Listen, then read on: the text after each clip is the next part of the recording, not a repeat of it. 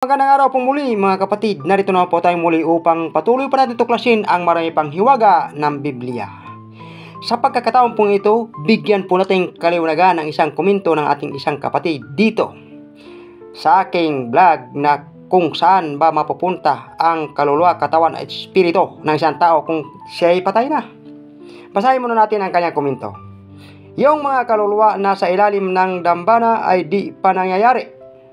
Sila yung mga kaluluwa ng mga nanampalataya kay Kristo na pinatay ng mga anti-Kristo sa malaking kabigatian na ipinakita ng Diyos kay Juan na mangyayari sa hinaharap na panahon.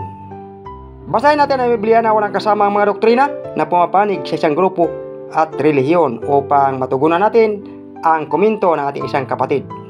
Basahin muna natin ang Lucas 16, versikulo 22. Namatay ang pulubi at siya ay dinala ng mga anghel sa piling ni Abraham sa langit bilang isang parangal. Namatay rin ang mayaman at inilibing sa gitna ng kanyang pagdurusa sa daigdig ng mga patay. Natanaw ng mayaman si Lazaro sa piling ni Abraham. Dito'y kapatid, nang mamatay si Lazaro, dinala ng mga anghel sa piling ni Abraham. At nang mamatay din ang mayaman, inilibing sa daigdig ng mga patay. Dito'y malinaw kapatid na kapag namatay ng isang tao, ang ordinaryong mamamayan katulad ni Lazaro, dinala ng mga anghel sa piling ni Abraham. Basahin natin ngayon ang Mangangaral 12, versikulo 7. Alalanin mo siya bago manumbalik sa labok ang iyong katawang lupa at ang ating hininga ay magbalik sa Diyos na may bigay nito. Automatic yan kapatid, kapag tayo namatay na, ang ating hininga babalik sa Diyos na may bigay nito. Sa ibang translation, ang ating espiritu ay magbabalik sa Diyos na siyang may bigay nito. Dito ay maliwanag kapatid, walang kasamang doktrina. Malinaw na kapag namatay ng isang tao ay dinadala kung saan siya banda ilagay ng ating Panginoong Diyos.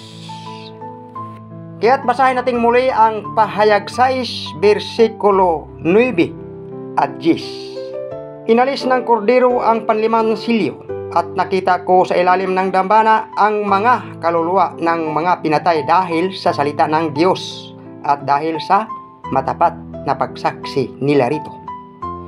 Ubos lakas silang sumigaw, "O Panginoong makapangyarihan, banal at tapat, huwag na po ninyong patagalin ang paghatol at pagparusa sa mga taong pumatay sa amin."